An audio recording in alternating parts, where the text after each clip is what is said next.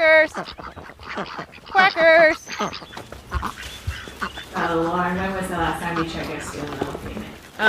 You'd think I check my student loan payment monthly or my balance, but I don't. It's set on auto pay. It's in the 190,000 range. I know that for sure. Oh, 210,000. It's more than what you thought. Yeah. Yeah, I don't know why that number should freak me out, but it doesn't. It's fake money in my mind. Fake money.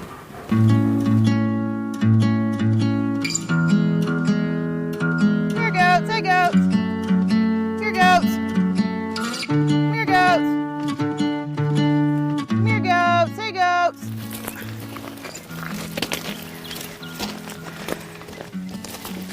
After graduating from law school and working in private practice for a few years, Lauren Manning decided to change her life and go into farming. I didn't grow up on a farm. I don't have a single farmer in my family. I don't really know how I got the farming bug. I like being outside in nature. I love working with animals. I'm also a big fan of grass-fed beef and learning how to manage pastures and manage ecosystems. I just love it so much. I can't really at this point imagine never farming. I farm here by myself right now. This is Dorothy. Dorothy is a bottle lamb. Normally we don't name all the sheep, but the bottle babies usually end up getting names just because they're almost part of the family while you're feeding them 6 times a day. And that's Denise over there. At no point in our nation's history have young people graduated from college with such an intense debt burden. And for young people trying to get into agriculture, this barrier is often insurmountable.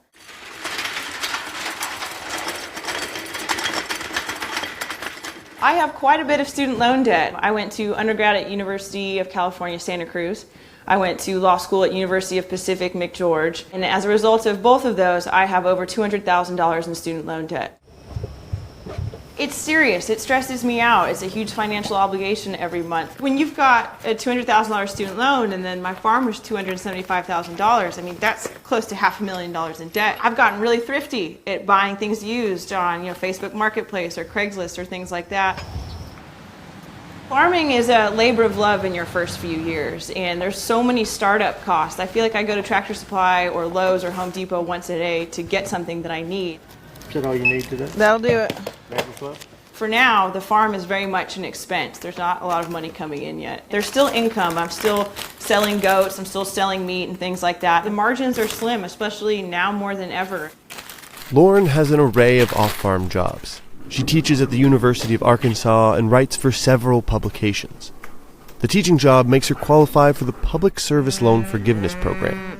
She's also signed up for an affordable repayment plan, which reduced her monthly payment from over $1,000 to about $370. But even that is too steep for her. If I had that $370 in my pocket, I wouldn't go out and spend it on silly things. I would invest it in this farm. I would pay for more fencing. I'd put in a rotational grazing system like I want to do. It would make a huge difference.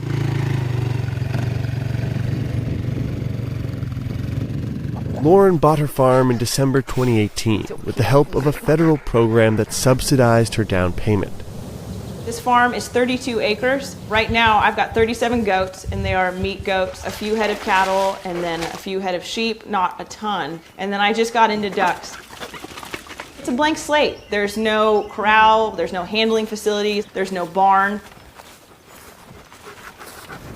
To pay off the student loan debt, Lauren is relying on the Public Service Loan Forgiveness Program. It will erase her debt after she teaches for 10 years and makes 120 payments. So the first thing I do is I'm an adjunct professor at the University of Arkansas. And then I also am a freelance journalist. I write for Ag Funder. I also write for Food Dive, Grocery Dive, and Restaurant Dive. And then I freelance for Successful Farming. In our survey of 700 farmers around the issue of student loan debt, we found that almost 60% either couldn't start farming because of their student loan debt or were having trouble growing their businesses because of their student loan debt. The U.S. desperately needs new farmers. The average age of farmers is approaching 60, and farmers over 65 outnumber farmers under 35 by more than 6 to 1. So we need more farmers to enter careers in agriculture, and student loans are preventing them from finding success. Lauren met veteran farmers Ann and Ron on a farm tour 4 years ago and decided to become their apprentice. neither Ann nor Ron thinks their children will take over their farms. Ann and Ron are like a second set of parents to me. I was so hungry to learn how to farm. I was a total sponge, and so anything they would tell me, I just would cling to. Lauren showed up one day, and now we can't get rid of her. She'd ask a few questions and expected a few answers, and she didn't get any, so she keeps coming back wanting answers. We do have a lot of people that say, can we come out to the farm? We always say yes, and very few people show up.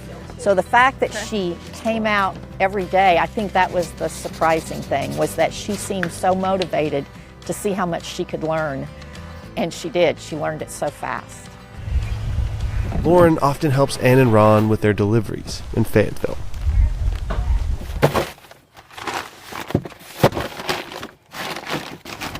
Not too bad. I got a ton of beef for you. All right, see you in a minute. Bye. Thank you for bringing this Oh, to of us. course. Perfect.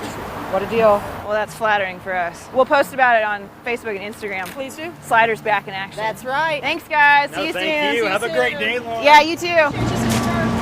It's very important for me to have young farmers coming in because we have worked really hard to develop the Ozark pasture beef business, and I hate to see that business just disappear when Ron and I decide that we no longer want to be part of it. So we have looked for young people to come in who would be interested in being part of this business. It's difficult to find who we need. The student loan debt to me is really terrible. When I was a freshman, my first year of college, my tuition was $75.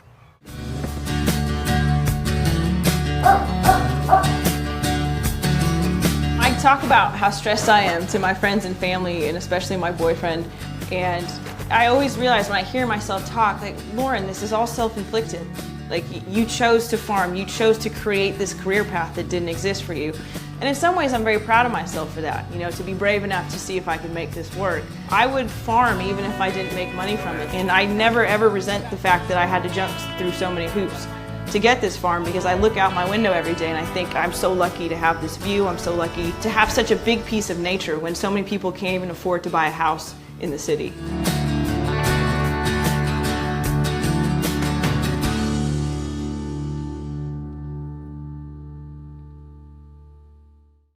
Hey, NBC News viewers, thanks for checking out our YouTube channel. Subscribe by clicking on that button down here and click on any of the videos over here to watch the latest interviews, show highlights, and digital exclusives. Thanks for watching.